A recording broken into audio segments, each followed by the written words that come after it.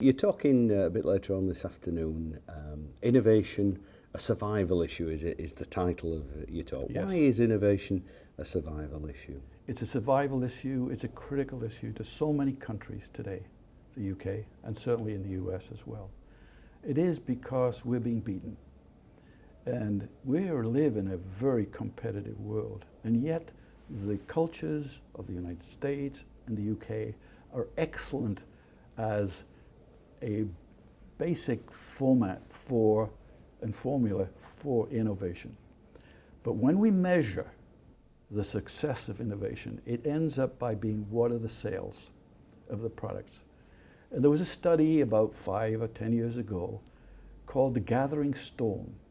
And what it did, it ranked about 25 countries into their capabilities in science and math.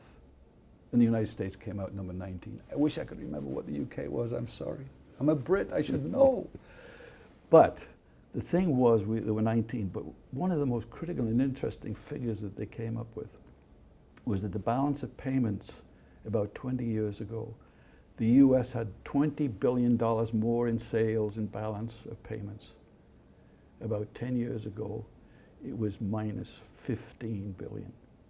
20, 15, if I add that up correctly, that's $35 billion of jobs that we lost. Jobs that we lost. That's why it's a survival issue. And tell us, if you were talking to one of our students who's thinking of, they've got an idea for a business, they're thinking, yeah, I think I could make a go of this. What advice would you give them? Particularly in terms of sort of like, I've heard you talk about courage and commitment and what have you. What would you say to them? Well, the first thing that I would say to them, the key people that are going to make that successful is not just the person who's working on it, but the customer. The customer is the person who decides whether or not they're going to part with their money in order to buy your idea and your product. So you should quickly get involved with who you see as the customer. And we like to say, if you're going to fail, please fail quickly. And the customer is the final determinant. So it does take courage. It does take persistence. It does take to believe in what you're doing. And we had a saying at 3M Company, every good program is killed at least 3 times by management. And guess who told us that? Management. And so when I was told to kill the Post-it note program more than 3 times, I didn't bother to keep count, frankly. But I was told to kill it. I said, okay. And then I kept on working on it.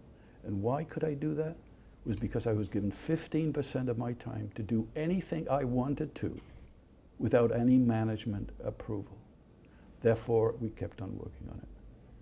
Now, I can also tell you that one of the biggest things that you have to do is have patience. If you believe in something, get the ammunition, as it were, that will help you to defend it. And the best ammunition you'll ever get is what the customer is telling you. Now, be careful, because sometimes the customer doesn't want to hurt your feelings.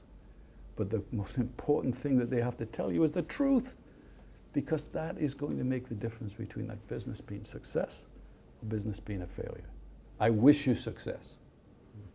And innovation, do you think that companies can lose innovation? Do you think they start out with a good idea, they start to develop that idea, and then they stagnate?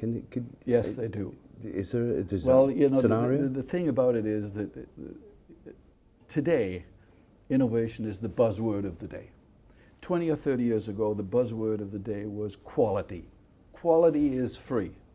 Well, it was, if you do it correctly. It is free.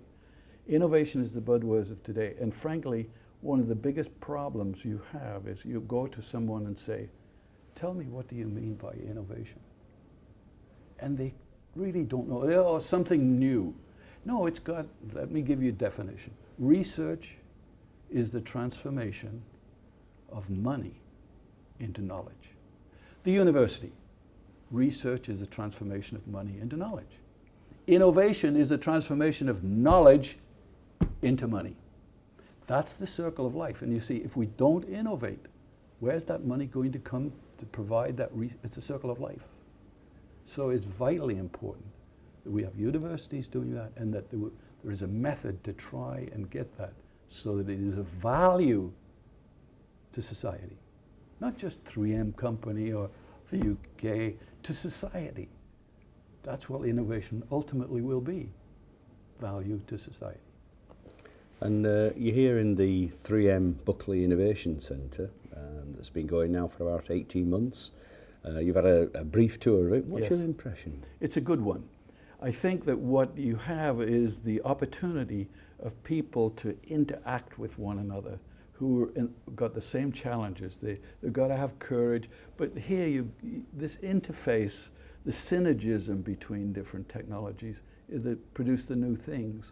You know, it's like here you have all of these different technologies laid out on this table, and you say, why didn't I think of Post-it notes?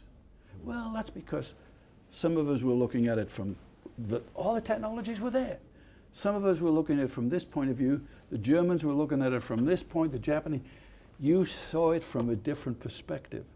But the key thing is to make that technology base available to everybody.